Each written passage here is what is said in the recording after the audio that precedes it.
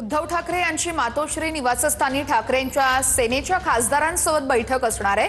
उद्धव ठाकरेंनी एक महत्त्वाची बैठक बोलावली आहे। डॅमेज कंट्रोलसाठी खासदारांची बैठक असल्याचं कळतंय। ठाकरेंच्या सेनेचे खासदार फुटणार असल्याची राजकीय वर्तुळात चर्चा रंगतीये।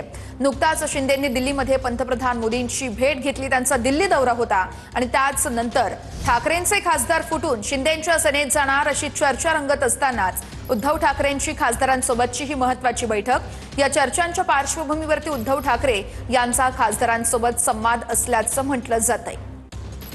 या संदर्भात दिनेश दुखंडे आमचे प्रतिनिधी आपल्याला सविस्तर अपडेट्स देत आहेत। दिनेश,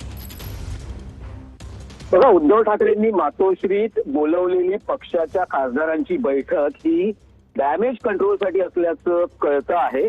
शिवसेना उद्धव बाळासाहेब ठाकरे पक्षाचे खासदार फुटणार असल्याची सध्या जोरदार राजकीय वर्तुळात ही जोरदार चर्चा आहे। यासाठी निमित्त ठरतो आहे ते उपमुख्यमंत्री एकनाथ शिंदे यांनी नुकताच केलेला दिल्ली दौरा।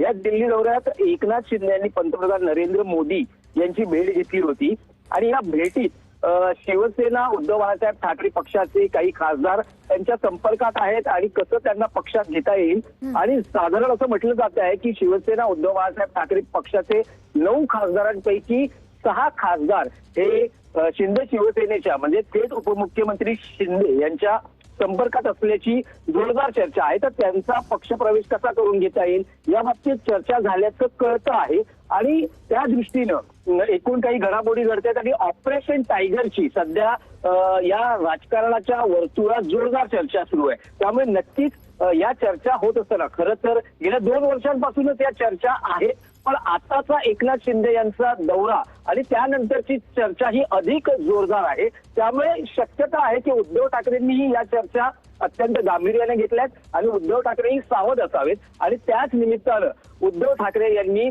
शिवसेना उद्धव बाळासाहेब ठाकरे पक्षाच्या खासदारांना आता मातोश्रीत बोलावलं आहे आणि उद्धव ठाकरे या खासदारांशी संवाद साधणार आहेत आणि एकूणच डॅमेज कंट्रोलसाठी ही बैठक किंवा हा चर्चा संवाद असल्याचं म्हटलं जातं आहे। निश्चितच या बैठकीकडे आपण लक्ष ठेवून राहा दिनेश। आपल्याकडून सगळे अपडेट सातत्यानं जाणून घेत राहू। तुर्तास धन्यवाद।